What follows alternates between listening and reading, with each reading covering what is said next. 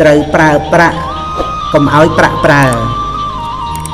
កូនជាទីស្រឡាញ់សម័យនេះណាណាក៏ឃើញប្រាក់ថាជាព្រះថាជាម្ចាស់របស់ខ្លួនដែរព្រោះឃើញថាប្រាក់ហ្នឹងជារបស់បណ្ដាលឲ្យមានបាននៅវ័យគ្រប់យ៉ាងសូម្បីតែចិត្តមនុស្សក៏គេអាចទិញបានដោយប្រាក់ហ្នឹងមើលចុះមនុស្សរាល់ថ្ងៃនេះគឺសំដៅរត់តែប្រាក់គ្រប់ផ្លូវដែលអាចប្រព្រឹត្តទៅគ្រប់វិធីទោះបីត្រូវធ្វើអាក្រក់ទុច្ចរិតខុសច្បាប់ខុសទម្លាប់យ៉ាងណាក៏ព្រមធ្វើទៅទាំងអស់ឲ្យតែបានប្រាក់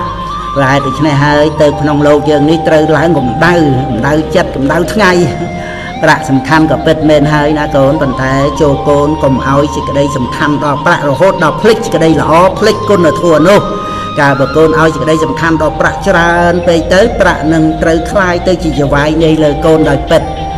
កាលបើមានប្រាក់ជាចវាយហើយប្រាក់ក៏នឹងប្រើកូនបង្កប់កូនឲ្យធ្វើនេះធ្វើនោះកូនអាចពិនិត្យមើលខ្លួនឯងបាន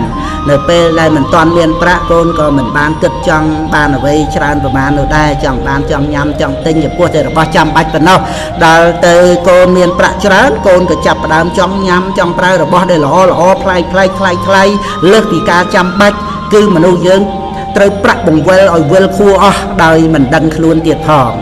នោះយើងកាលបើមិនទាន់មានប្រាក់អាចមានពេលដេកពួនសម្រាមសុខស្រួលវាស់ព្រឹកតែដល់ពេលមានប្រាក់ត្រឡប់ទៅជាមិនមានពេលដេកពួនអត់បានស្រួលខ្លួនរស់តែថ្ងៃសម្រាប់មិនបានសឹងតែរស់ពេលបរិភោគអាហារស្រួលមិនបានផងនៅពេលដែលមានប្រាក់តិចអាចនៅជាមួយក្រុមគ្រួសារបានតែដល់ពេលមានប្រាក់ច្រើនបែរជាមិនមានពេលគ្រប់គ្រាន់សម្រាប់គ្រួសារទៅវិញធ្វើឲ្យគ្រួសារខ្វះភាពកក់ក្ដៅនេះឯងណាកូនប្រាក់ដែលវាប្រើមនុស្សព្រោះហេតុតែមនុស្សយើងទៅជាវង្វេងជាមួយវាហ្នឹងកូនមើលចុះមនុស្សខ្លះនៅពេលដែលមានប្រាក់ក៏គិតការធំដុំហ៊ានជួលគេឲ្យទៅសម្លាប់មនុស្សដែលខ្លួនស្អប់ចិញ្ចឹមក្រុមអ្នកលេងកាប់ចាក់មុខរបរទុច្ចរិតផិតក្បត់ក្នុងគូក្រងរបស់ខ្លួនហ៊ានប្រព្រឹត្តអនាចារលើបុត្រភរិយារបស់អ្នកអតីលៈប្រាក់វាប្រើឲ្យធ្វើអំពើទាំងអស់បើមិនមានប្រាក់ទេគេអាចមិនគិតធ្វើអ្វីយ៉ាងនោះទេឬក៏គេមិនអាចធ្វើបាននឹងឯងព្រោះអត់ប្រាក់ដូច្នេះកូនត្រូវតែប្រយ័ត្នត្រូវរៀនឲ្យយល់ពីចិត្តលោភចិត្តល្ងងត្រូវកុំឲ្យប្រាក់មកជាចវាយនេឬក៏បង្កប់បញ្ជាប្រើកូនឲ្យសោះកូនត្រូវតែម្ចាស់លើប្រាក់វិញជាអ្នកប្រើប្រាក់និងប្រើក្នុងផ្លូវត្រូវយ៉ាងនេះទើបកូនមិនក្តៅក្រហាយស្ដាយក្នុងការជាខាងក្រោយឡើយ44គំនុំសងសឹកកូនជាទីស្រឡាញ់កូនធ្លាប់មើលភាពយន្តកូនចិនមានរឿងពិភពគុណហាត់កម្លាំងធាតុប្រយុទ្ធស្លាប់រស់ចូលកាន់នៅកតិដែលគេមានគំនិតមួយថាគំនុំឈាមត្រូវតែយកឈាមមកសងឬក៏ថាគំនុំត្រូវតែសងសឹកជាចុងក្រោយបពួកទាំងពីរខាងត្រូវស្លាប់ស្ទើរតែទាំងអស់នោះគ្រាន់តែជាភាពយន្តតែបើគិតឲ្យល្អនាំឲ្យបាននៅគំនិតមួយថាគំនុំនឹងការសងសឹកនោះមិនល្អឡើយជាការពិតណាស់កូនហើយគំនុំសងសឹកវាមិនល្អឡើយបើមានអ្នកណាមកធ្វើឲ្យកូនតោះចិត្តរហូតដល់ទៅធ្ងន់ធ្ងរយ៉ាងណាបើកូនទ្រាំបានអរណាស់កូនគឺកូនត្រូវតែទ្រាំកូនចាំបាច់ត្រូវយកចិត្តទៅដាក់ជាមួយជមុលទៅក្នុងរឿងសងសឹកនឹងធ្វើអីវាធ្វើឲ្យតែកូនញាប់ញ័រក្តៅក្រហាយចិត្តខឹងក្រោធពុះកញ្ជ្រោលរហូតដល់ទៅរស់សុខស្ងប់មិនបានខ្លួនឯងហ្នឹងអស់ពេលវេលាទៅតែទេដែលឥតប្រយោជន៍កូនហើយគំនុំគឺជាភ្លើងវាដុតរោលចិត្តគំនិតរបស់យើងឲ្យក្តៅរោលរាលគ្រប់ពេលវេលាធ្វើឲ្យយើងងប់ជ្រប់នៅតែជាមួយនឹងអាគំនិតសងសឹកនឹងជានិច្ចជាបិសាចបំផ្លាញពេលវេលានិងសេចក្តីសុខក្នុងជីវិតរបស់យើងព្រមទាំងក្រុមគ្រួសាររបស់យើងយ៉ាងពិតប្រាកដតែម្ដងព្រះសម្មាសម្ពុទ្ធព្រះអង្គទ្រង់ត្រាស់ថាអ្នកឈ្នះតែងប្រទេសនៅពីអ្នកចាញ់រមែងដេកជាទុក្ខឯអ្នកដែលស្ងប់រងាប់បានលះបង់នឹងការឈ្នះចាញ់ចោលហើយរមែងនៅជាសុខគ្រប់អរិយាបថទាំង4កូនហើយបើអ្នកណាមកធ្វើឲ្យកូនខឹងក្រោធកូនអាចចោលបានក៏ចោលទៅឲ្យអភ័យបានក៏ឲ្យអភ័យទៅចិត្តកូននឹងបានសុបាយមិនខូចសុខភាពរបស់ចិត្តឡើយការគិតទៅពីរឿងសងសឹកគ្រាន់តែដើម្បីឲ្យអស់គំនុំដើម្បីឲ្យសមចិត្តនោះពេលខ្លះអាចឲ្យសមចិត្តនិងសុបាយចិត្តបានខ្លះប៉ុន្តែបានត្រឹមតែមួយពេលមួយរយៈតែប៉ុណ្ណោះ ពីព្រោះផលនៃការសង្សឹកបាននោះនៅមានទៀតតែលើកក្រោយនេះកាចសាហាវណាស់វាតាមមកឲ្យយើងមានទុក្ខខ្លាំងក្លាអាចរហូតអស់មួយជីវិតក៏បានដូចជាសង្សឹកហើយត្រូវរត់គេចមិនអាចរស់នៅក្នុងកន្លែងដើមបានសងសឹកឲ្យខ្លួនឯងត្រូវទៅដេកក្នុងគុក10ឆ្នាំ20ឆ្នាំឬរហូតអស់មួយជីវិតដូច្នេះមិនប្រសើរឡើយហើយត្រូវជាប់បាបកម្មពីវេរេនឹងគ្នាទៅជាតិក្រោយទៀតការដែលនឹងពន្លត់ភ្លើងគំនុំបាននោះនៅត្រង់ការឲ្យអភ័យនិងនៅត្រង់ការមិនចងពៀមិនមែននៅត្រង់ការចងពៀនោះទេព្រោះពៀវេរាត្រូវស្ងប់ដោយការមិនចងពៀជាពិតប្រាកដបើភ្លើងគំនុំនៅមិនទាន់រលត់ទេគឺមិនអាចរកសេចក្តីសុខស្ងប់ក្នុងជីវិតបានឡើយ45ទូលមានចិត្តបានទៅនៅជាសុខកូនជាទីស្រឡាញ់ពេលដែលយើងកើតទុក្ខកើតការមិនសប្បាយចិត្តឬមានបញ្ហាជីវិតកើតឡើងវិធីដោះស្រាយដែលល្អជាទីបំផុតហើយចាំបាច់ត្រូវឲ្យសម្រេចជាដំបូងគឺការទូលមានចិត្តយើងត្រូវទូលមានចិត្តឲ្យបានល្អជាមុនទៅបន្តការដោះស្រាយបញ្ហាផ្សេងៗបានទៅតាមក្រោយរឿងខ្លះគ្រាន់តែទូលមានចិត្តបានប៉ុណ្ណឹងគ្រប់រឿងក៏បញ្ចប់ហើយស្រេចបើយើងមិនទូលមានចិត្តជាមុនទេរួចហើយមកដោះស្រាយបញ្ហាវាអាចធ្វើឲ្យរត់ទៅលំបាកព្រោះថាបើយើងមិនបានទូលមានចិត្តទេនោះយើងត្រូវដោះស្រាយបញ្ហាដោយលោភៈទោសៈមោហៈឬដោយកាយទុច្ចរិតវិជ័យទុច្ចរិតមនោទុច្ចរិតជាពិតប្រាកដណាស់វិធីទូលមានចិត្តគឺក៏បីតាំងសតិឲ្យបានល្អរំសាយនៅភាពមូលបងក្នុងចិត្តពិចារណាទៅតាមការពិតឲ្យបានល្អិតល្អន់ពិនិត្យផ្សារចុះផ្សារឡើងរឿងដែលកើតឡើងមើលឲ្យឃើញជាការពិតតែរឿងឬបញ្ហាដែលកើតឡើងនោះវាកើតឡើងដល់យើងតែម្នាក់ឯងឬក៏ដល់អ្នកដទៃផងដែរគិតមើលឃើញអ្នកដទៃខ្លះក៏គេមានបញ្ហាធំដុំខ្លាំងជាងយើងទៅទៀតហើយរឿងបែបនេះវាជារឿងប្រក្រតីធម្មតាគ្រប់ជីវិតមែនឬមិនមែនបើយើងគិតទៀងទាត់ពិចារណាសពគ្រប់ឃើញច្បាស់តាមចតិរបស់សង្ខារឃើញថាវាជារឿងក្នុងលោកនិងជារឿងរបស់លោកដូចនេះឈ្មោះថាយើងមើលឃើញសេចក្តីពិតមានហេតុផលបរមត្តត្រឹមត្រូវលុះដល់យើងបានជួបសេចក្តីពិតដោយខ្លួនឯងហើយក៏នឹងចូលដល់ការទូលមានចិត្តបានហើយលទ្ធផលរឿងធំក៏คล้ายទៅជារឿងតូចចំណែករឿងតូចក៏คล้ายទៅជាអត់មានរឿងអីហើយយើងក៏បានសប្បាយចិត្តព្រោះអាចដោះស្រាយបញ្ហាបានដោយគំនិតនិងសតិបញ្ញារបស់ខ្លួនកូនហើយដែលសេចក្តីទុក្ខកង្វល់នោះវាកើតឡើងនៅក្នុងចិត្តព្រោះចិត្តនឹងឯងដែលព្រមទទួលយករឿងនឹងមកប្រកាន់ទុក្ខដោយសេចក្តីប្រកាន់ហ្នឹងទុកកង្វល់សពគ្រប់ទៅបានអាស្រ័យនៅនឹងចិត្តនឹងឯងក្តីទុកវានៅចិត្តបានយ៉ាងស្រួលព្រោះតែក្តីរងងចាប់ប្រកាន់រឿងហ្នឹងដោយមិនពិចារណាហេតុផលទុកកង្វល់នៅចិត្តបានស្រួលហ្នឹងយើងអាចនិយាយបានថានៅបានតាមសុបាយប៉ុន្តែចិត្តខ្លួនឯងដែលនៅជាមួយនឹងទុកកង្វល់វារមែងជាទុកនេះព្រោះហេតុតែចិត្តហ្នឹងព្រមទទួលយកទុករែកទុកទូលទុកនឹងឯងបើចិត្តយើងមិនព្រមទទួលទុកមិនចាប់យកសេចក្តីទុកមកទុកដាក់ទេតែចិត្តយើងនឹងវាទុកយ៉ាងម៉េចទៅដាក់ចុះវាស្រាលតាមពិតដែលកូន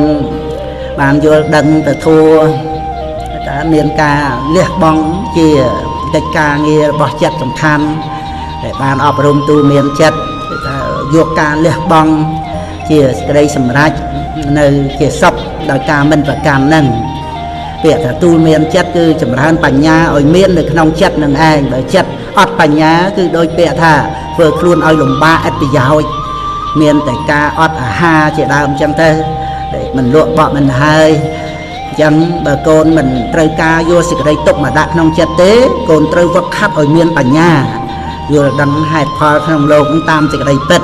ជាការទូលមានចិត្តឲ្យបានកុំខានហើយ46មនុស្សដែលគេទុកចិត្តកូនជាទីស្រឡាញ់កូនត្រូវធ្វើខ្លួនឲ្យដូចជាពាក្យនេះគឺថានៅឲ្យគេទុកចិត្តចាក់ចេញពិតគេរលឹកយ៉ាងទៀតនៅឲ្យគេស្រឡាញ់លុះចាក់ចេញគេអាឡ័យ កូននៅក្នុងទីណានៅជាមួយនរណាធ្វើការងារកន្លែងណាធ្វើជាមួយនរណាយូរឬក៏មិនយូរក៏ដោយការសំខាន់ជាដំបូងដែលកូនគួរធ្វើគឺសាងនៅភាពកក់ក្ដៅការទុកចិត្តជាគ្នាឯងនិងការសាងនៅភាពពេញចិត្តឲ្យដល់អ្នកដទៃកុំសាងនៅភាពក្ដៅក្រហាយជ្រួលច្បល់ចលាចលគឺកុំធ្វើឲ្យមានបញ្ហាដល់មនុស្សដែលកូនទៅសំណាក់ឬក៏ធ្វើការជាមួយនឹងឲ្យសោះបើកូនសាងនៅភាពកក់ក្ដៅជំនឿទុកចិត្តឲ្យដល់អ្នកដទៃកូននឹងរស់នៅមានកិត្តិយសមានច្រើនសត្វតែជាអ្នកស្រឡាញ់ចូលចិត្តសម្បូរមិត្តខ្សត់សត្រូវទុយមកវិញបើកូនសាងបញ្ហាគឺការក្តៅក្រហាយឲ្យដល់គេកូនមានតែគេរង្គៀសគេភ័យខ្លាចគេធុញទ្រាន់សាបសូន្យកិត្តិយសរស់នៅជាទុក្ខវិធីសាងនៅភាពកក់ក្ដៅការពេញចិត្តនិងការទុកចិត្តនោះគឺថាចេះលះបង់មិនឃើញតែពីខ្លួនឯងនិយាយស្ដីឲ្យល្អចេះជួយទុក្ខតរៈអ្នកដទៃជាគ្នាឯងជាមួយនឹងមនុស្សគ្រប់គ្នាមានកិរិយាមារយាទ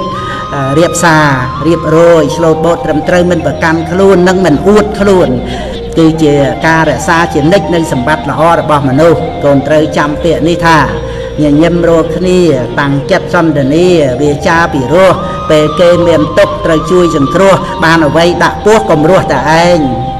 ត្រូវចេះលះបង់ទាំងចេះស្មោះត្រង់ចិត្តចង់ចេះក្រែងទេសនាពិរោះសង្គ្រោះក្រៃលែងមិនអួតខ្លួនឯងមិនហែងទឹកចិត្តទឹកមាសបេះដូងមានព្រះមុនស្នេហ៍ស័ក្តិសិទ្ធិញាតច្រើនកន្លងអ្នកផងទុកចិត្តលុះចាកចេញពិតញាតមិត្តអាល័យចេះប្រើខ្លួនឯងព្រមទាំងចេះក្រែងអ្នកផងអាស្រ័យប្រឹងជួយការងារពេញជើងពេញដៃញាតមិត្តអាល័យពេលខ្សែជីវ៉ា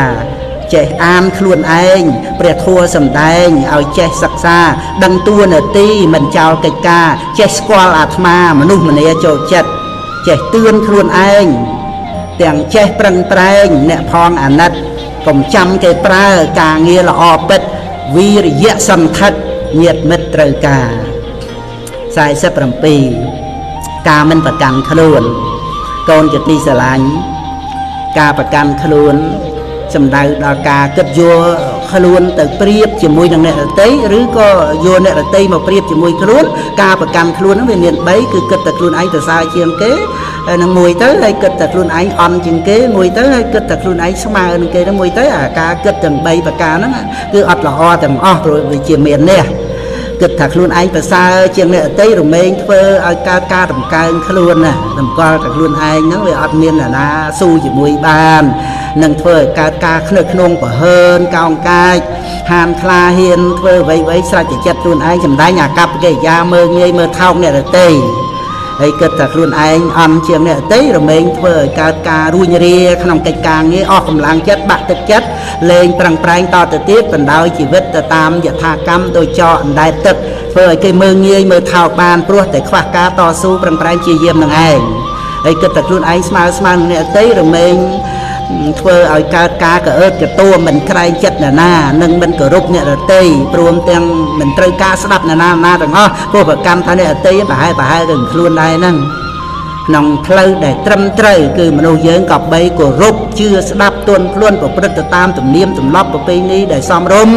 គឺដល់ពេលត្រូវគោរពក៏គោរពដល់ពេលត្រូវស្ដាប់ក៏ស្ដាប់ដល់ពេលត្រូវទន់ភ្លន់ក៏ទន់ភ្លន់ដល់ពេលត្រូវរឹងប៉ឹងក៏រឹងប៉ឹងរៀបចំខ្លួនឲ្យចុះចូលជាមួយនឹងអ្នកដទៃសមរម្យជាមួយនឹងស្ថានភាពមនុស្សដែលឆ្លាតក្នុងការរៀបចំខ្លួនលោកហៅថាអ្នកធ្វើខ្លួនឲ្យបានសមរម្យអាចចងចិត្តមនុស្សដែលនៅជុំវិញខ្លួនបាន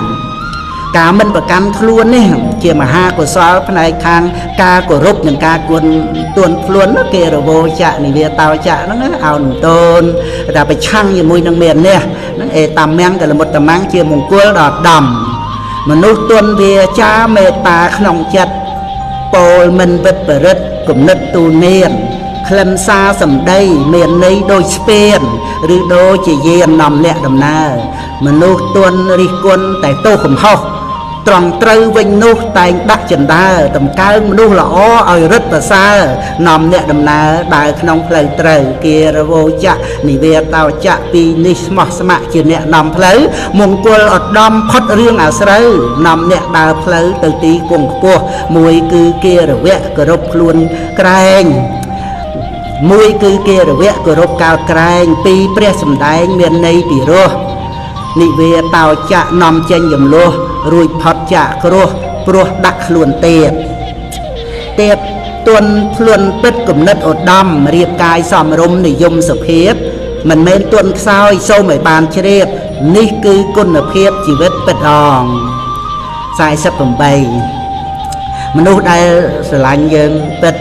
កូនជាទីស្រឡាញ់មនុស្សដែលស្រឡាញ់យើងពិតឬមិនពិតនោះក៏មើលត្រឹមតែសបកក្រៅឬស្ដាប់តែពាក្យសម្ដីរបស់គេប៉ុណ្ណោះឯសោះអាកប្បកិរិយាគេអាចធ្វើបានឯពាក្យសម្ដីវាគ្រាន់តែជាខ្យល់មាត់អាចផ្លាស់ប្ដូរយ៉ាងណាឬមិនដូចចិត្តយ៉ាងម៉េច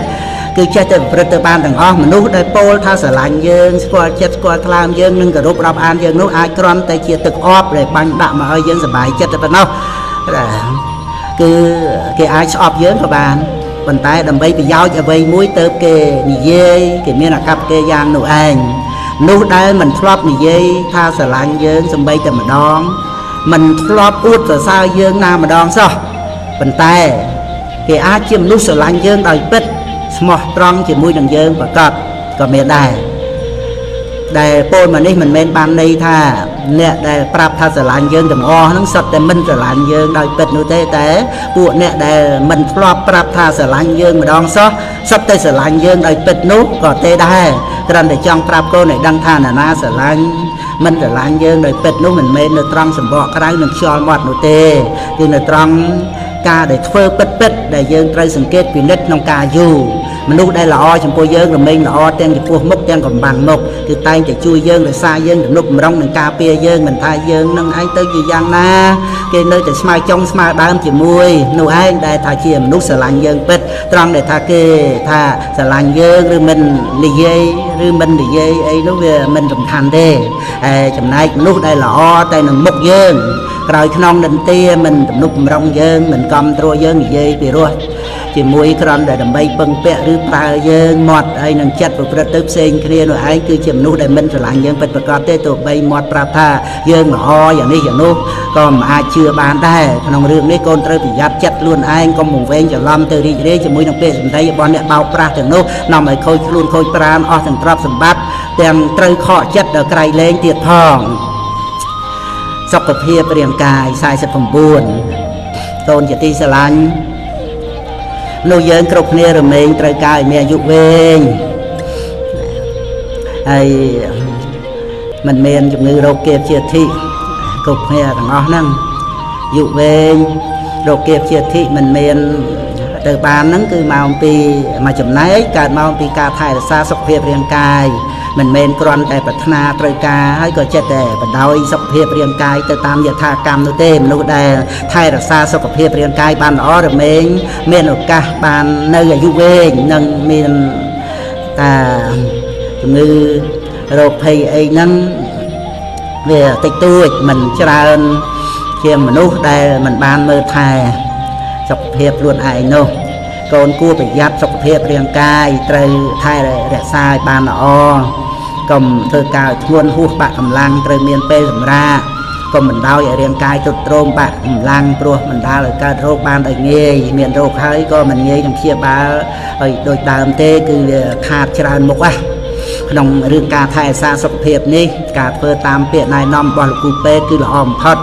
ដូចជាត្រូវបរិភោគអាហារដែលមានប្រយោជន៍ត្រូវហាត់ប្រាណឲ្យបានទៀងទាត់ត្រូវនៅក្នុងទីដែលមានចលអាកាសចេញចូលបានល្អត្រូវរក្សាចិត្តឲ្យបានស្រស់ថ្លាកុំចិត្តបដ ாய் ឲ្យចិត្តក្តៅក្រហាយក្នុងរឿងផ្សេងត្រូវកុំធ្វើការឲ្យបាត់កម្លាំងកុំបរិភោគគ្រឿងស្រវឹងកុំចប់គ្រឿងញៀននិងត្រូវឲ្យទៀងទាត់ក្នុងការបរិភោគការទទួលទានដំណេកអីជាដើមការធ្វើសុខភាពរាងកាយបានមាំតំល្អហើយក៏អាចទប់ទល់ជាមួយនឹងរោគគាបជាធិបានហើយវាជាផ្នែកមួយដែលនាំឲ្យមានអាយុវែងនោះយើងបើមានសុខភាពល្អហើយឈ្មោះថាមានដើមទុនក្នុងដំណើរជីវិតគឺអាចធ្វើអ្វីបានដោយខ្លួនឯងរឹងប៉ឹងមក4រហ័សរអួនក្នុងការងារចិញ្ចឹមជីវិតទុយមកវិញបើសុខភាពរាងកាយទន់ខ្សោយមួយថ្ងៃកាត់មួយថ្ងៃកោគឺជាឧបសគ្គនៃជីវិតដោយពិតព្រោះដូច្នោះអញ្ចឹងគឺមិនអាចតស៊ូជាមួយនឹងការងារបានពេលខ្លះក៏ធ្វើឲ្យបាក់ទឹកចិត្តអស់សង្ឃឹមមិនចង់រស់តទៅទៀតការថែរក្សាសុខភាពរាងកាយបានល្អជានិច្ចរហូតទៅរមែងធ្វើឲ្យអ្វីៗនឹងឯងបានច្រើនចម្រើនដោយសុខ អារោគ្យបរមាលាភាសន្តថិបរមង្គធនាងវិសាសៈបរមាញាតិនៅពេលនាងបរមង្គសុខាងការមិនមានរោគជាលៀបដល់យ៉ាងក្រៃលែងប្រសើរការចេះគ្រប់គ្រាន់សន្តោសនៅក្នុងចិត្តហ្នឹងគឺថាជាទ្រព្យដល់ប្រសើរការស្និទ្ធស្នាលនឹងគ្នាបរមាញាតិជាញាតិដល់ប្រសើរព្រះនិព្វានបរមង្គសុខាងជាបរមសុខ50សុខភាពរបស់ចិត្តកូនជាទីស្រឡាញ់ការពោលដល់រឿងសុខភាពយើងច្រើនតែនឹកដល់សុខភាពរាងកាយដោយរៀបរាប់មកហើយនឹកដល់ភាពរឹងប៉ឹងនិងការមិនមានរោគនៃរូបរាងកាយតែប៉ុណ្ណោះការពិតសុខភាពផ្លូវចិត្តមានសេចក្តីសំខាន់ជាងសុខភាពរាងកាយទៅទៀតចិត្តដែលមានសុខភាពល្អនឹងប្រព្រឹត្តទៅបានដោយសេចក្តីឆ្លាតគឺថា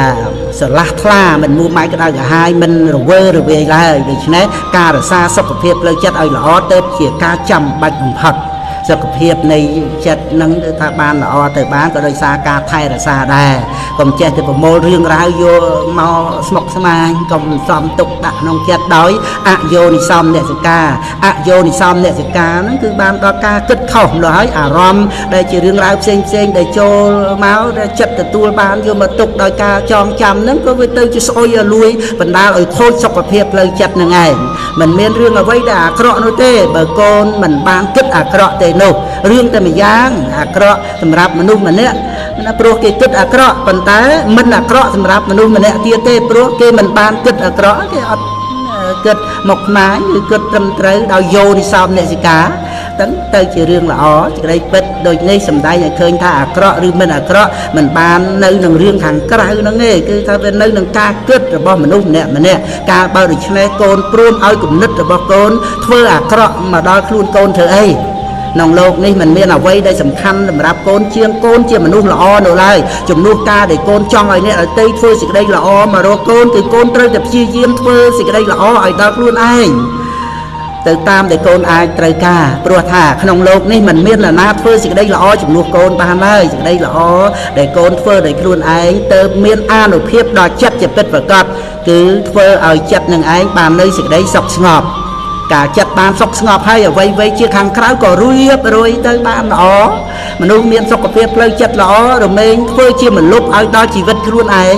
នោះយើងសំខាន់សម្រាប់ខ្លួនឯងណាស់ចូលកូនរស់នៅជាមួយនឹងខ្លួនឯងជាមនុស្សល្អ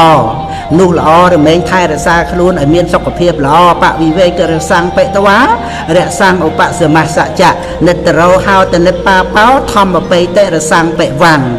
បុគ្គលក្រេបជញ្ជក់នៅរស់ដែលកើតពីវិវេករស់នៃព្រះនិព្វានដែលជាទីចូលទៅស្ងប់រងាប់ក្រេបជញ្ជក់នៅរស់បេតិដែលកើតពីព្រះធម៌ជាអ្នកមិនមានក្តីក្តៅកុហកកាហាយគឺថាជាអ្នកមិនមាននៅបាបនៅក្នុងចិត្តសន្តានទាំងសូមអនុមោទនា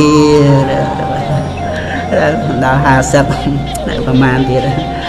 និតមកបញ្ចប់ពិតក្នុងចិត្តកូនជាទីស្រឡាញ់ឥឡូវនេះកូនធំហើយ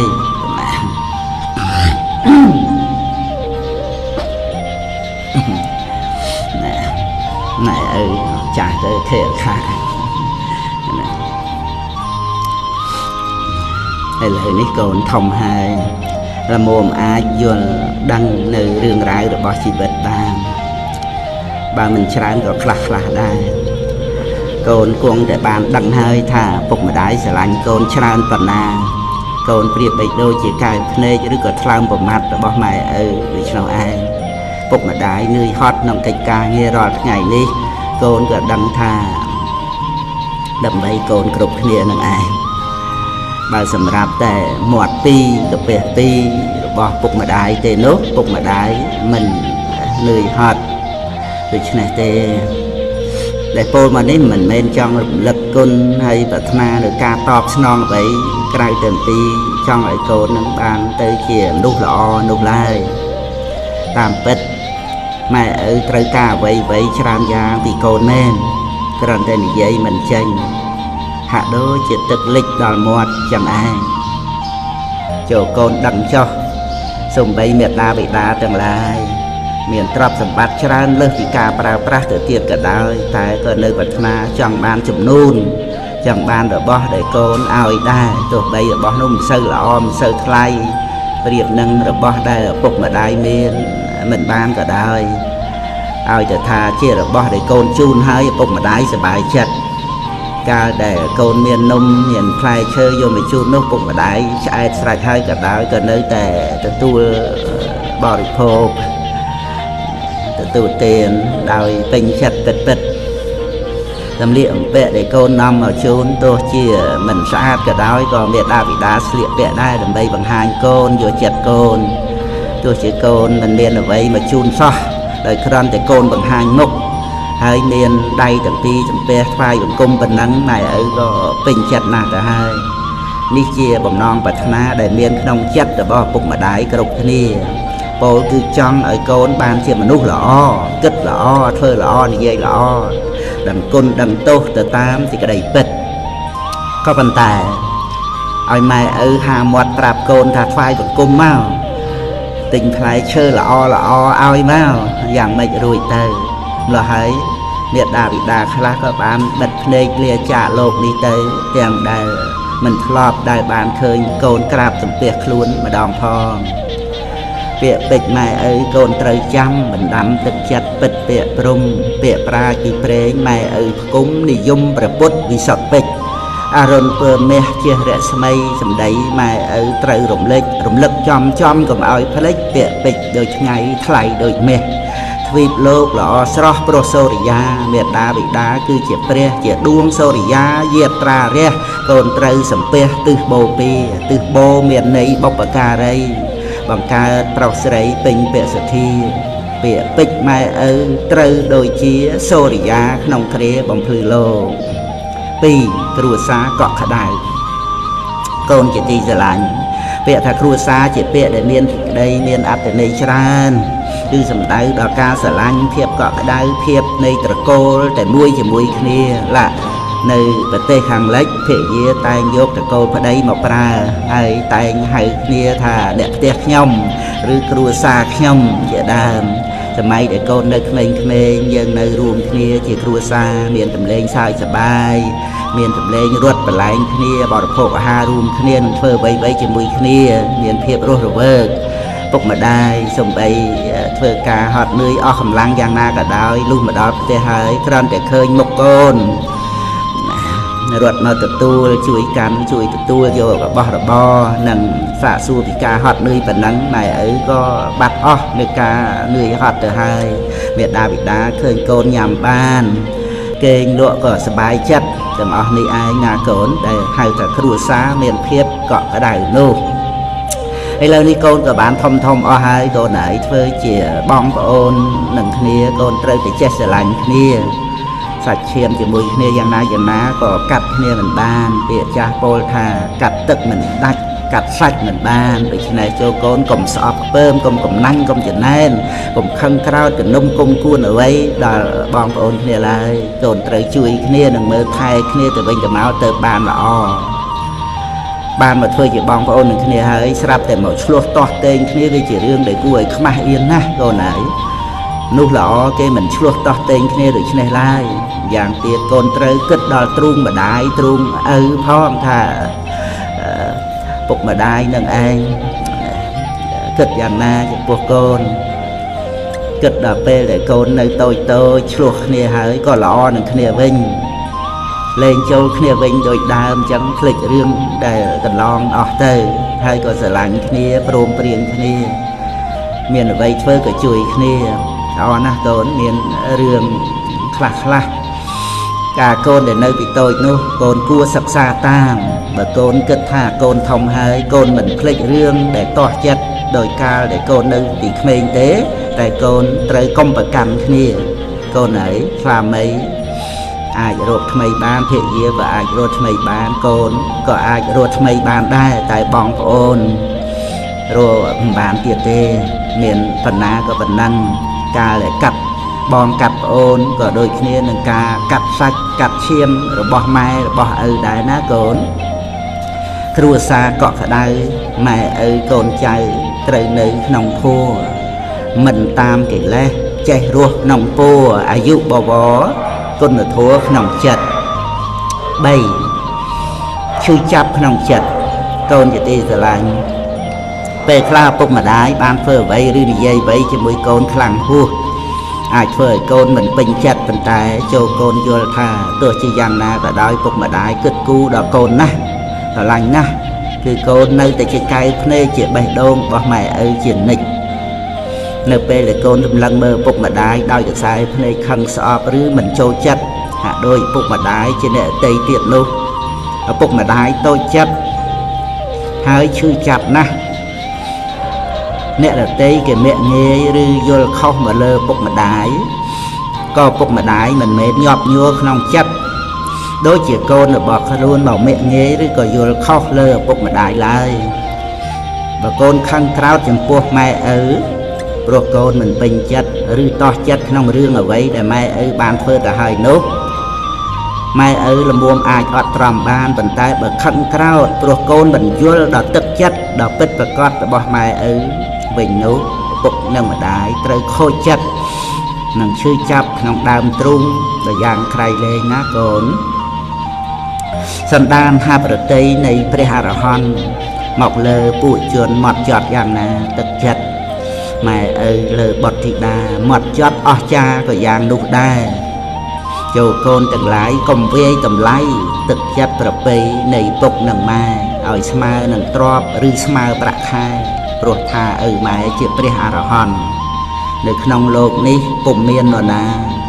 ចិត្តគិតប្រាថ្នាមេត្តាពេកពន់លើកូនប្រុសស្រី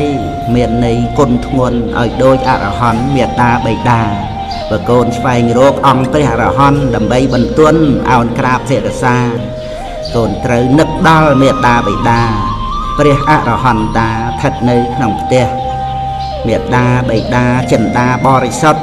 ស្ម័គ្រស្មោះលើបុត្រសុទ្ធតែចិត្តត្រង់លះកម្លាំងកាយចិត្តជីវិតប្រមាសចិត្តល្អដោយព្រះវេស្សន្តរក្សត្រា4កំពូលប្រាថ្នារបស់ម៉ែឪកូនជាទីស្រឡាញ់កូននៅមិនទាន់ដឹងដល់សេចក្តីប្រាថ្នាថ្នាក់កំពូលរបស់ម៉ែឪទេគឺម៉ែឪគ្រប់គ្នាវេលាដែលមានជំងឺរមែងត្រូវការឃើញមុខកូនរបស់ខ្លួនមកប្រណិប័តមកមើលថែ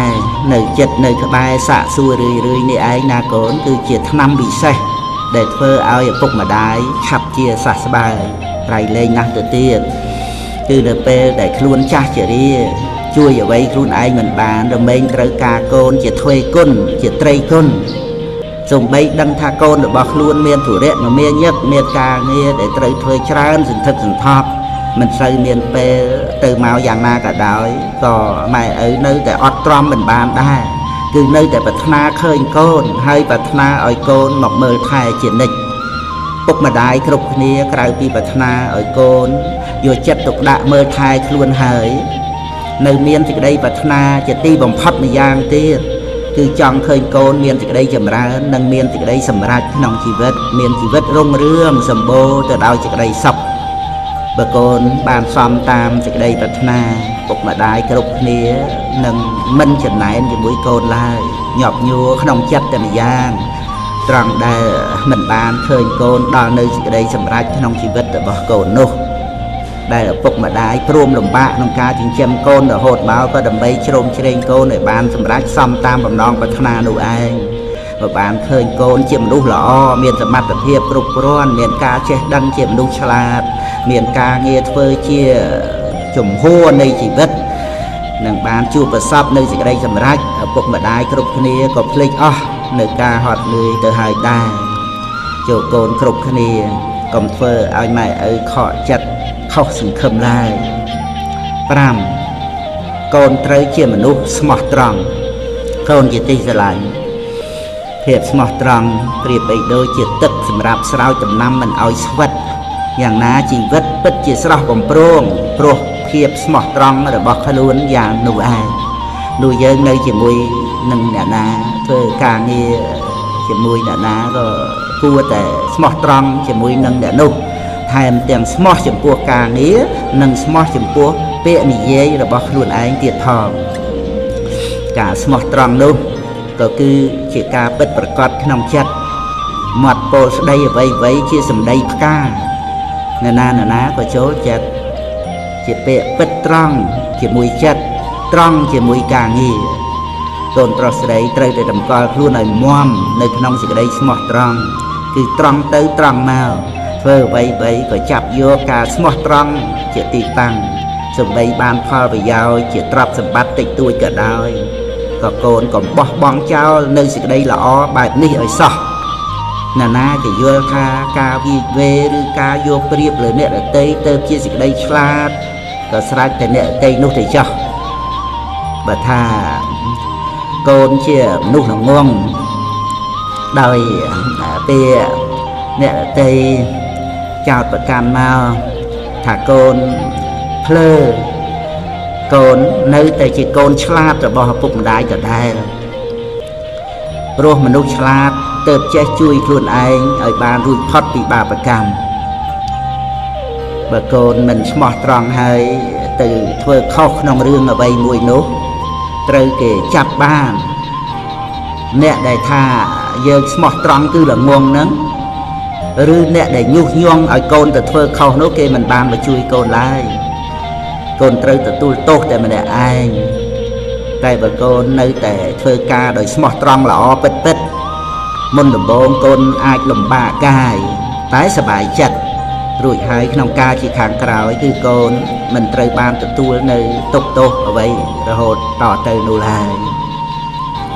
6គុណនៃសេចក្តីលំបាកកូនជាទីស្រឡាញ់ឪពុកម្ដាយក៏ដូចគ្នានឹងមនុស្សទាំងឡាយឯទៀតដែរគឺក្រៅអំពីការដែលមិនត្រូវការឲ្យខ្លួនឯងលំបាកហើយនៅមិនត្រូវការឲ្យកូនរបស់ខ្លួនមាននៅសេចក្តីលំបាកផងទៀតមិនមានម៉ែឪណាដែលប្រាថ្នាឲ្យកូនខ្លួនឯងក្រីក្រលំបាកតោកយ៉ាកឡើយប៉ុន្តែពេលខ្លះកូននៅតែមានសេចក្តីលំបាកព្រោះឪពុកម្ដាយមិនអាចធ្វើឲ្យកូនសុខសប្បាយបានគ្រប់យ៉ាងនោះឯងក្នុងសេចក្តីនេះកូនត្រូវចាំទុកថាសេចក្តីលំបាកនោះវាមិនមែនអាក្រក់មានពឹសការចាហាវធ្វើឲ្យមនុស្សយើងទុក្ខលំបាកទៅតែម្យ៉ាងនោះទេបើយើងសម្លឹងមើលក្នុងការសិក្សា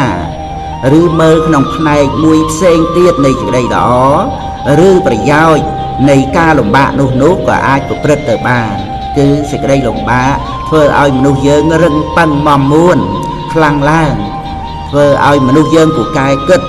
នឹងធ្វើឲ្យបានជាអ្នកធំទៀតផងប្រៀបដូចដែកដែលគេដុតឲ្យរឹងដូច្នោះឯងការលំបាកប្រដៅឲ្យមនុស្សយើងពូកែក្នុងការជួយខ្លួនឯងព្រោះត្រូវតស៊ូក្រាញនានាដើម្បីយកឈ្នះសេចក្តីលំបាកនោះមានមនុស្សមិនតិចអ្នកដែរទេដែលគេបានល្អមកអំពីសេចក្តីលំបាកដោយកាន់គំនិតថាលំបាកមុនស្រណុកក្រោយពោលគឺមានការអត់ធន់ជាយាមនៅក្នុងរវាងនៃសេចក្តីទុក្ខលំបាកនិងភាពសនុកសុខសប្បាយថ្លៃថ្នូររុងរឿងទៅមកវិញក៏មិនតិចអ្នកដែរដែលជាមនុស្សស្គាល់តែសប្បាយតាំងពីកើតមកមិនដែលស្គាល់មិនដែលជួបនៅសេចក្តីលំបាកឡើយលុះដល់មានហេតុនាំឲ្យសេចក្តីលំបាកកើតឡើងក៏ស្ទើរតែជួយខ្លួនឯងមិនរួចធ្វើអ្វីក៏មិនកើតចាប់អ្វីក៏មិនជាប់ការងារធ្ងន់ស្រាលមិនចេះធ្វើទាំងអស់តម្រាំតែបានរស់ស្ទើរតែស្លាប់ទៅហើយមានខ្លះទ្រាំនឹងលំបាកមិនបានក៏ត្រូវបាត់បង់ជីវិតទៅដូច្នេះកូនកុំទៅខ្លាចសេចក្តីលំបាកធ្វើអីត្រូវចាំទុកថាសេចក្តីលំបាកជាគ្រូបង្វឹកកូនត្រូវលួចដំខ្លួនជាមួយនឹងសេចក្តីលំបាកដោយសេចក្តីអត់ធន់ត្រូវយកផលកម្រៃអំពីសេចក្តីលំបាកចម្រើនគុណធម៌ក្នុងចិត្តនិងយកសេចក្តីលំបាកជាមេរៀនដែលកូនត្រូវតែសិក្សាថាអាត្មាអញមិនវិលត្រឡប់ទៅរកសេចក្តីលំបាកទៀតឡើយភ្លើងឆេះព្រៃភ្លើងឆេះខ្ទេចព្រៃអ្វីទៀតអាណែកតែធ្វើឲ្យដែករឹងរឹតតែរឹងទុកដុតមនុស្សខ្សោយឲ្យប្រះទីពឹងតែបែមនុស្សរឹងត្រាស់ដឹងសច្ចៈមិនមានអ្វីសល្អជាងគុណធម៌ខន្តីបវរតស៊ូអត់អទឹកតែមួយផ្ទិលត្រឹមសើមប្រឡាក់ជាយាមដងចាក់ដាក់ពេញអាងធំវីរោប្រែថាអ្នកខ្លាអង្អាចទុកខ្លាំងមិនខ្លាចព្រោះអាចផ្សំផ្គុំជាយាមខន្តីបញ្ញាអប់រំឈ្នះអស់ទុកធំជួបជុំគុណកប់លទ្ធផលការងារជាតម្លៃមនុស្សធ ធ្វើការដោយព្យុះជំរុះអភ័ព្វជំនះឧបសគ្គប្រចាក់កំណប់គុណធម៌ជាទ្រព្យជាប់តាមជីវិតមនុស្សដែករឹងប៉ឹងតែមិនរឹងរូសព្យាយាមជំរុះមានះក្នុងចិត្តទួនកាយវាចាមេត្តាមានពិតតែរឹងប្រព្រឹត្តសុចរិតដូចដែរ7ទឹកចិត្តមានតម្លៃជាងទឹកប្រាក់កូនជាទីស្រឡាញ់ការកូនទៅបម្រើការងាររាជការឬក៏ទៅធ្វើការស៊ីឈ្នួលអីគេគឺកូនធ្វើការអ្វីក៏ដោយចូលកូនធ្វើឲ្យពេញដៃពេញជើងប្រឹងប្រែងឲ្យអស់សមត្ថភាពឲ្យសមនឹងតម្លៃប្រាក់ខែឬក៏តម្លៃឈ្នួលបើសិនបើកូនធ្វើឲ្យលើសជាងប្រាក់ខែឬក៏តម្លៃឈ្នួលនោះក៏រឹតតែល្អកុំធ្វើការគ្រាន់តែដើម្បីឲ្យបានប្រាក់តែម្យ៉ាងកុំគិតត្រឹមតែឲ្យការងារហើយស្រេចតែប៉ុណ្ណោះត្រូវធ្វើការងារដើម្បីឲ្យជាការងារសម្រេចដោយល្អផងទៅជាការសមរម្យនោះយើងគួរជាមនុស្សមានទឹកចិត្តកុំជាមនុស្សខ្វះទឹកចិត្តឲ្យសោះមនុស្សដែលធ្វើការលើសអំពីតម្លៃនៃប្រាក់ខែប្រាក់ឈ្នួលដោយការពេញចិត្ត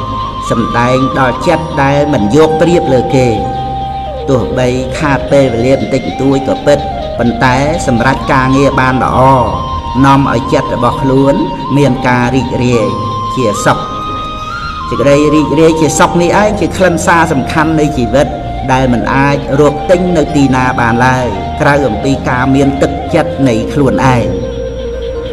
កាលដែលមនុស្សយើងមានទឹកចិត្ត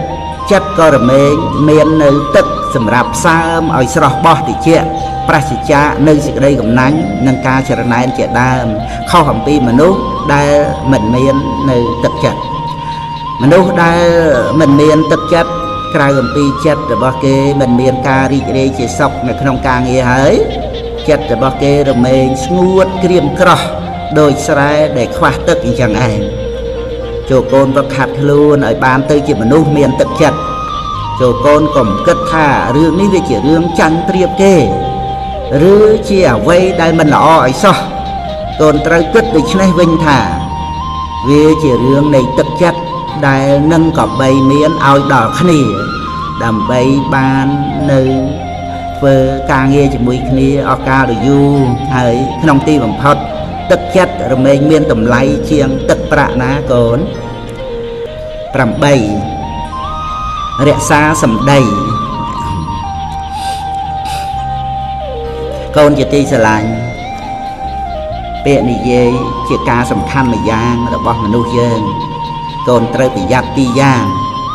1មុននិយាយ2និយាយរួចហើយមុននិយាយកូនត្រូវគិតមុខគិតក្រោយឲ្យល្អនិងកាលដែលនិយាយរួចហើយកូនត្រូវរក្សាពាក្យនិយាយពាក្យដែលយើងនិយាយចេញទៅហើយគឺជាចវាយនាយរបស់យើងណាកូននឹងបង្កប់ឲ្យយើងត្រូវតែធ្វើតាមដូចជាទទួលពាក្យអ្វីពីអ្នកដទៃគឺត្រូវធ្វើឲ្យបានទៅតាមសន្យាទោះបីជាត្រូវចុះទុនចេញកម្លាំងខ្លាំងក្លាយ៉ាងណាក៏ដោយរហូតដល់ទៅត្រូវស្លាប់ក៏ត្រូវព្រមដែរដើម្បីរក្សាសម្ដីកូនហើយរឿងពាក្យសម្ដីនេះមនុស្សទាំងឡាយគេកាន់យកណាស់បើបងសម្ដីទៅហើយអ្វីៗដទៃទៀតសំបីល្អយ៉ាងណាក៏រមែងខូចដោយទៅតាមដែរឬក៏ត្រូវអស់សម្រស់ព្រោះហេតុតែខូចគេឈ្មោះក្នុងការមិនរក្សានៅសម្ដីដូច្នេះហើយទៅបុរាណពោលថាមនុស្សគេយកសម្ដីដំរីគេយកភ្លុកព្រោះហេតុនេះនៅពេលកូនគិតថាខ្លួនឯងត្រូវលំបាកព្រោះហេតុតែត្រូវរក្សាសម្ដីហើយបើកូនមិនចង់លំបាកគឺកូនកុំចេះទៅទទួលពាក្យគេដោយងាយងាយនោះត្រូវពិចារណាឲ្យល្អជាមុនថាកាលទទួលពាក្យគេហើយអាត្មាអញនឹងធ្វើបានយ៉ាងនោះដែរឬទេគឺត្រូវគិតឲ្យល្អិតល្អន់ស្រួលបួលជាមុនសិននោះយើងបើរក្សាពាក្យសម្ដីខ្លួនឯងទុកមិនបានទៅហើយតើអាចរក្សាអ្វីបានទៅព្រោះអំបាលពាក្យសម្ដីជាសម្បត្តិមានតម្លៃក្នុងខ្លួនរក្សាមិនបានផងចំណងបើរបស់រតីក្រៅខ្លួនធ្វើដូចម្ដេចនឹងរក្សាបានដូច្នេះទើបម៉ែឪដាស់តឿនឲ្យកូនពិចារណាឲ្យល្អមុននិយាយមុនសន្យាអ្វីៗជាមួយនឹងណា ហើយត្រូវកូនកុំជាមនុស្សភ្លេចពាក្យសន្យាដោយងាយងាយឡើយមនុស្សដែលបងពាក្យបងសម្ដីសំបីដោះស្រាយយករួចខ្លួនបានម្ដងក៏ពិតតែលុះដល់តទៅកាលបើមានហេតុការណ៍ចាំបាច់ត្រូវសន្យាធ្វើឲ្យបានយ៉ាងណានោះក៏គេដកសេចក្តីទុកចិត្តដែរចូលកូនកុំជាមនុស្សនិយាយលេះលោះឬនិយាយកុហកសូម្បីតែដើម្បីសើចលេងឡើយនឹងចូលកូនចាំទុកថាពាក្យសម្ដីសំខាន់សម្រាប់មនុស្សយើងខ្លាំងណាស់ចូលកូនចាំពាក្យខាងក្រោមនេះពាក្យសម្ដីជាការងារដ៏ធំបណ្ឌិតរមែងរក្សាសច្ចៈនិយាយតិចតែបានការប្រសើរជាងនិយាយច្រើនឥតប្រយោជន៍មិនមែនបណ្ឌិតព្រោះហេតុតែនិយាយច្រើនទេគុណធម៌មិនមែននៅនឹងអណ្ដាតទេគឺស្ថិតនៅតែក្នុងចិត្តប៉ុណ្ណោះ9ចិត្តមួយថ្លើមួយកូនជាទីស្រឡាញ់ធัวដែលនឹងធ្វើឲ្យគូក្រងនៅជាមួយគ្នារហូតតទៅនោះគឺការស្មោះត្រង់ដល់គ្នាមិនក្បត់ចិត្តគ្នារក្សាពាក្យសន្យាថាស្មោះត្រង់នឹងគ្នាតាំងតែពីដំបូងមកនោះឯងសច្ចៈតាំងចិត្តស្មោះត្រង់មានតួនាទីធ្វើជាសោមាសចាក់បេះដូងស្វាមីនិងបេះដូងរបស់ភរិយាឲ្យជាប់គ្នាកាលបើមានសច្ចៈចិត្តមួយថ្លើមមួយហើយអ្វីដតីផ្សេងទៀតដូចជាការយល់ចិត្តគ្នាការឲ្យអភ័យសេចក្តីអត់ធន់ការបរិច្ចាគលះបង់ការទូន្មានចិត្តនិងការដឹងគុណគ្នាទៅវិញទៅមកជាដើមក៏រមែងតាមមកដង្ហែនៅសច្ចៈនេះឯងការស្មោះត្រង់នឹងគ្នារវាងភរិយាស្វាមីជាហេតុធ្វើឲ្យគ្រួសាររស់នៅជាសុខមិនឆ្លោះប្រកែកទាស់ទែងលែងលះគ្នាមិនរង្គៀសសង្ស័យគ្នាមិនប្រច័ណ្ឌគ្នាជាដើមដូច្នេះការស្មោះត្រង់ជាសភាវៈល្អខ្លាំងណាស់សម្រាប់ភរិយាស្វាមីគួរថែរក្សាថ្នាក់ថ្នមទុកឲ្យល្អជាទីបំផុតដល់ពេលកូនមានគ្រួសារកូនត្រូវតែចាប់យកនៅការស្មោះត្រង់នេះមករក្សាទុកកំខានដើម្បីឲ្យគ្រួសាររបស់កូនបានសុខសប្បាយនិងភ្លឺស្វាងបើចំណែកខាងណាមួយមិនស្មោះត្រង់ទៅវិញនោះនឹងរស់នៅមិនបានសុខឡើយកូនគិតមើលចុះការដែលឃើញមុខគ្នានឹងរស់នៅជាមួយមនុស្សដែលមិនស្មោះត្រង់នោះតើមានការចង្អៀតចង្អល់តូចចិត្តលំបាកចិត្តយ៉ាងណាកូនគុំតែគិតឃើញមិនខានដូច្នេះតើប្តីប្រពន្ធមិនត្រូវប្រព្រឹត្តឲ្យជាមនុស្សនៅក្រៅបេះដូងរបស់គូក្រងឡើយពោលគឺមិនត្រូវក្បត់ចិត្តគ្នានោះយើងបើសំបីតែសច្ចៈចំពោះគូក្រងដែលខ្លួនស្រឡាញ់រក្សាមិនបានទៅហើយតែត្រូវរក្សាអ្វីឲ្យដល់គូក្រងរបស់ខ្លួនបានទៅហើយនឹងត្រូវរក្សាសេចក្តីល្អអ្វីដទៃទៀតបានដែរទៅការដែលគួរជឿទុកចិត្តនិងយសសេរីរបស់មនុស្សយើងនេះគឺចាប់ផ្ដើមពីសច្ចៈនេះឯងមានតែមនុស្សដែលរក្សានៅសច្ចៈមានការស្មោះត្រង់តែប៉ុណ្ណោះដែលគួរឲ្យជឿទុកចិត្តបានចំណែកមនុស្សដែលខ្វះសច្ចៈសំបីតែជាមួយនឹងគូក្រងរបស់ខ្លួនឯងហើយទៅមានសច្ចៈជាមួយនឹងអ្នកដទៃនោះវាជាការលំបាកនឹងឲ្យជឿណាស់គ្រប់ទីកន្លែងដែលគេតែងតែប្រកាន់រហូតមកគឺថាជាការអាប់អោនកិត្តិយសខ្លាំងណាស់ក្នុងរឿងដែលមិនមានចិត្តមួយថ្លើមមួយហើយទៅរំលែកចែកកាយចែកចិត្តឲ្យដល់អ្នកដទៃជាពិសេសស្ត្រីខ្មែរបើកូនប្រុសស្រីមានបំណងចង់ជួបគ្នាជាភរិយាស្វាមីឲ្យមានសេចក្តីសុខសាន្តតភពជាតិកំណើតរហូតដល់បរមសុខគឺព្រះនិព្វានកូនត្រូវតែជាគូក្រងដែលមានសទ្ធាស្មើគ្នាមានសិលស្មើគ្នាមានការបរិច្ចាគស្មើគ្នានិងមានបញ្ញាស្មើគ្នាព្រមទាំងចេះនិយាយស្ដាប់គ្នាមានហេតុមានផលជាគោលកម្មយកមិនចេះអាងអញយ៉ាងនេះអាងអញយ៉ាងនោះឡើយ10ព្រមល្ងងខ្លះល្អណាស់កូនជាទីស្រឡាញ់ការដែលយើងធ្វើខ្លួនជាមនុស្សមានទឹកចិត្តមានការស្មោះត្រង់និងមានការស្រឡាញ់យុត្តិធម៌នោះអ្នកដទៃគេអាចមើលមកថាយើងល្ងងមិនចេះរស់ស៊ីមិនចេះចង់មានចង់បានមិនចេះឆក់ឱកាសកូនហើយព្រមឲ្យគេថាទៅចុះព្រមឲ្យគេថាល្ងងល្អជាងកូនជាមនុស្សមិនមានទឹកចិត្តមិនមានសុចរិតឆ្មោះនិងមិនមានយុត្តិធម៌ កូនធ្វើការដោយស្មោះត្រង់មានទឹកចិត្តចំពោះអ្នកដទៃស្លូតបូតត្រឹមត្រូវសូម្បីមិនសូវមានទ្រព្យលើសអំពីការប្រើប្រាស់ដោយគេក៏ដោយតែកូនសប្បាយចិត្តគ្រួសារយើងអាចខ្វះខាតខ្លះប៉ុន្តែមានការកក់ក្ដៅរស់នៅឃើញមុខគ្នាមិនគិតខ្វល់ឬរង្គៀសចិត្តក្នុងរឿងអ្វីច្រើនឡើយរវាងការមានបានទ្រព្យសម្បត្តិតែមិនមានការកក់ក្ដៅនិងមានការកក់ក្ដៅគ្រាន់តែមិនសូវមានទ្រព្យពីរយ៉ាងនេះតើកូនជ្រើសរើសយកមួយណាមានមនុស្សមួយចំនួនមានមុខមាត់នៅក្នុងសង្គមមានពេលវេលាដើរតាក់ទងយកចិត្តយកថ្លើមអ្នកដទៃជាងមានពេលនៅជាមួយគ្រួសាររបស់ខ្លួនឯងឬក៏ត្រូវស្ទុះទៅលិចស្ទុះទៅកើតដើម្បីរក្សាផលប្រយោជន៍របស់ខ្លួនរហូតមិនមានលហែឲ្យពេលទៅជាផលប្រយោជន៍ខាងក្រៅផ្សេងច្រើនជាងឲ្យដល់គ្រួសារឬពំនុះសោតត្រូវប្រឹងប្រែងជាយាមបញ្ចុះបញ្ចែងអ្នកតូចអ្នកធំដើម្បីផលប្រយោជន៍នោះដូច្នេះឯងដែលគាត់គិតថាខ្លួនគាត់ឆ្លាតបានជាភ្លេចថាព្រោះការឆ្លាតរបស់ខ្លួនឯងនោះបានធ្វើឲ្យខ្លួនមិនមានពេលបរិភោគឬបរិភោគខុសពេលមិនមានពេលដេកមិនមានពេលសម្រាកនិងមិនមានពេល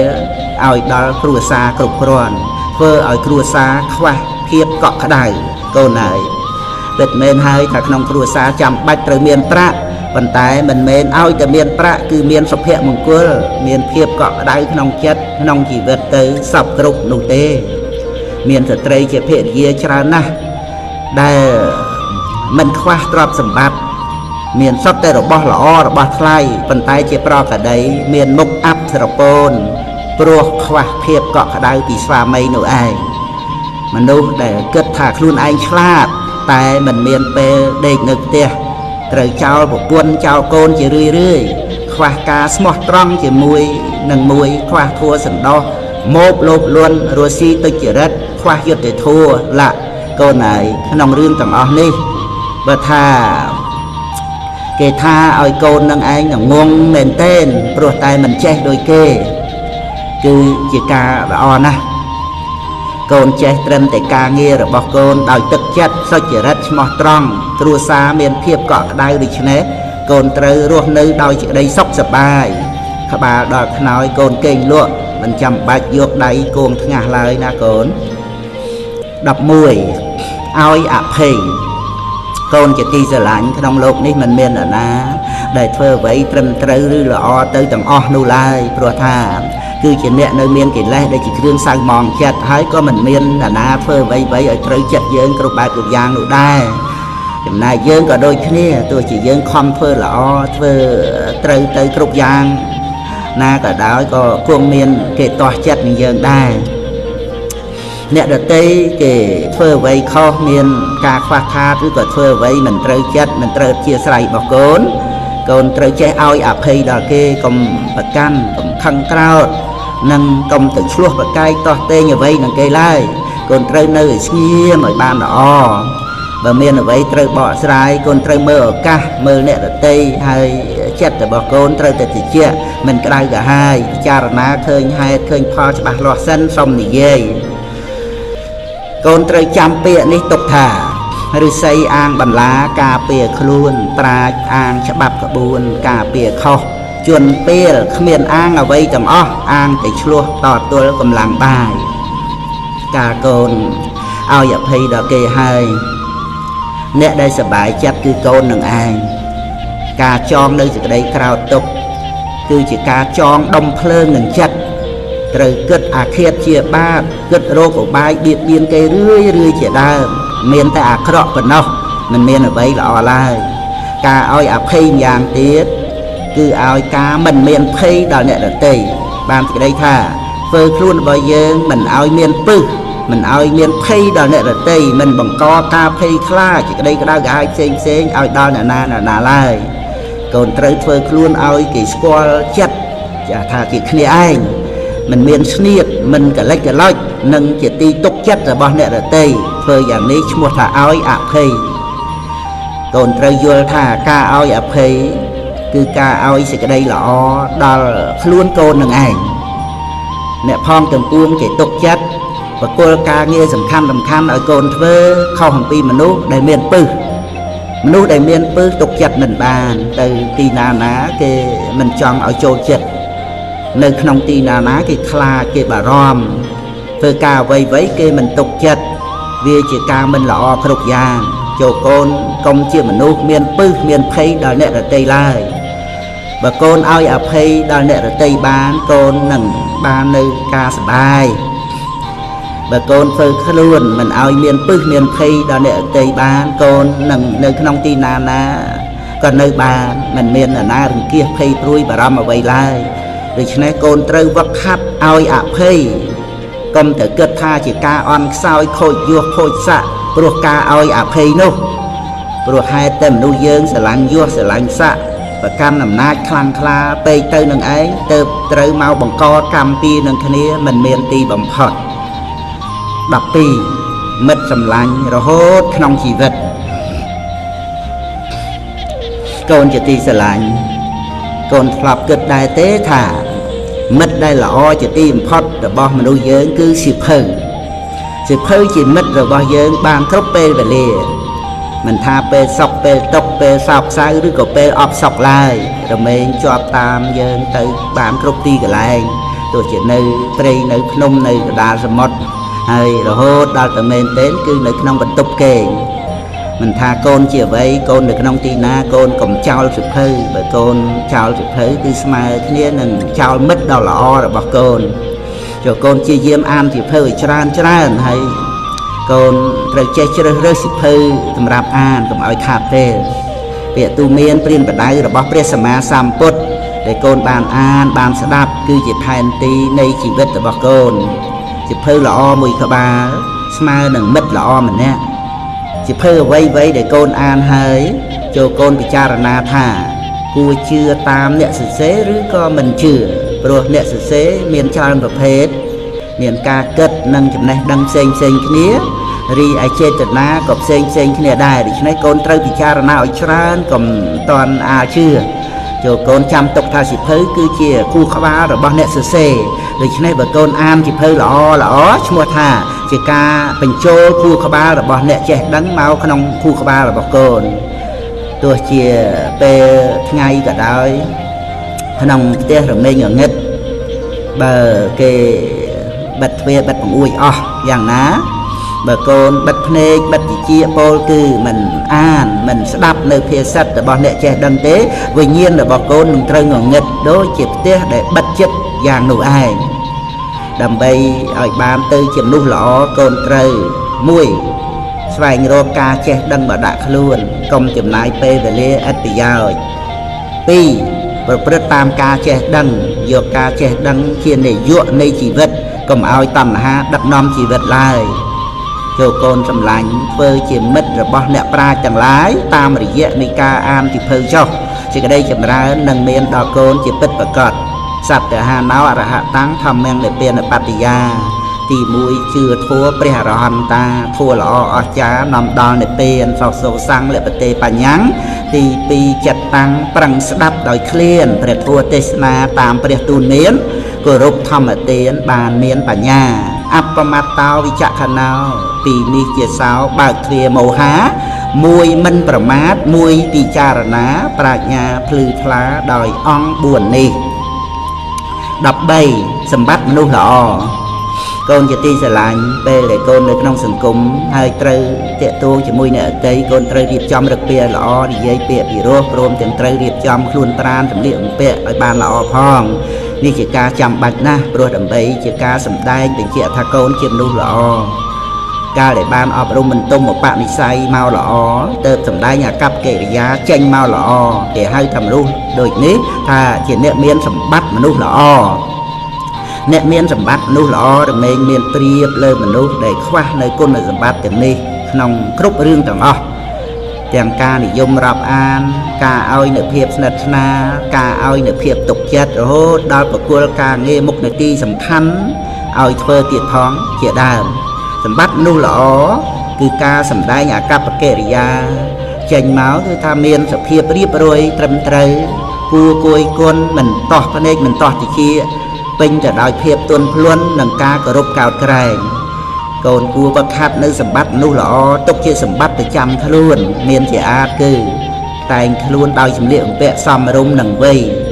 មិនដោះសម្លៀកបំពាក់ក្នុងទីសាធារណៈពាក់អាវត្រឹមត្រូវនៅចំពោះមុខភ្ញៀវ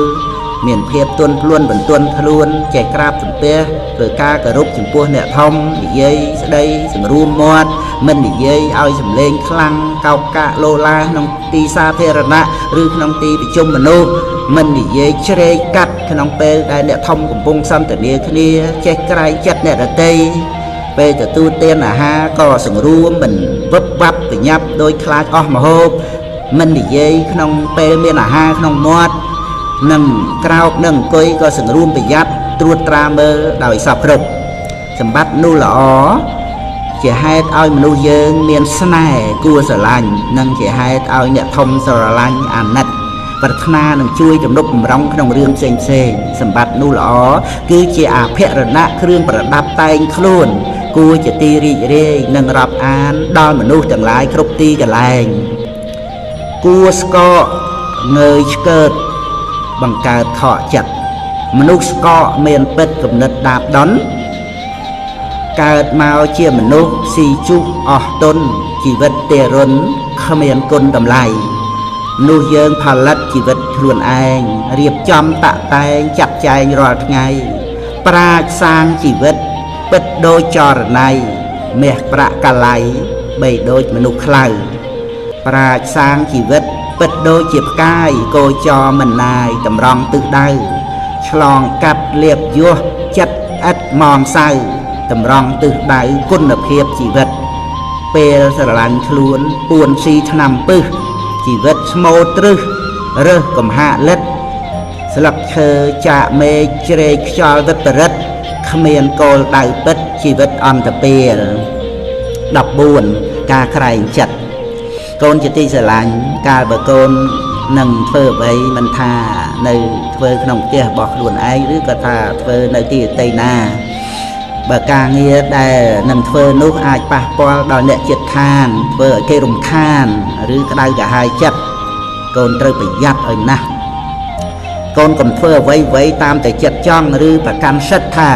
ធ្វើបាននោះឡើយកូនត្រូវចេះក្រែងចិត្តអ្នកដទៃខ្លះផងដូចជានៅផ្ទះជាប់គ្នានៅបន្ទប់ជាប់គ្នាឬក៏នៅបន្ទប់ជាមួយគ្នាជាដើមការក្រែងចិត្តគ្នានេះល្អណាស់នាំឲ្យមិនឆ្លោះគ្នាមិនទាស់ចិត្តគ្នាទេកូនសាងមិត្តល្អជាងសាងសត្រូវមិនល្អទេកូនកុំចេះតែគិតថាណាស្អប់ក៏ស្អប់ទៅទាំងកូនខ្លួនឯងក៏កុំចូលចិត្តស្អប់អ្នកដទៃនោះឡើយបើចាំបាច់កូននឹងធ្វើអ្វីកូនត្រូវប្រាប់ឲ្យគេដឹងជាមុនឬរឹតតែល្អណាស់ទៅទៀតនោះកូនត្រូវសូមអនុញ្ញាតពីគេរឿងនេះមិនមានខូចខាតអ្វីទេការដែលកូនចេះក្រែងចិត្តអ្នកដទៃនោះ